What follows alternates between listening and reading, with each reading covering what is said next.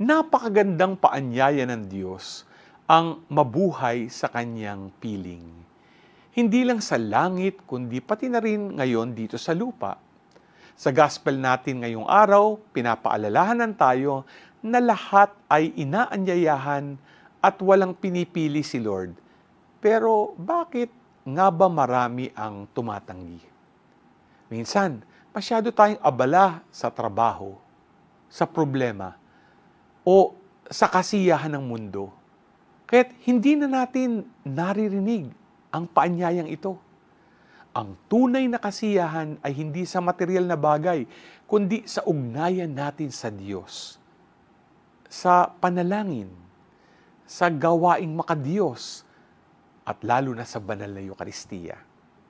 Si Pope St. Pius X na ating ginugunita ngayon ay ibinaba ang edad ng First Communion upang mas maagang matikman ng mga bata ang ligaya ng pagkakaisa kay Kristo. Kaya huwag nating sayangin ang paanyaya.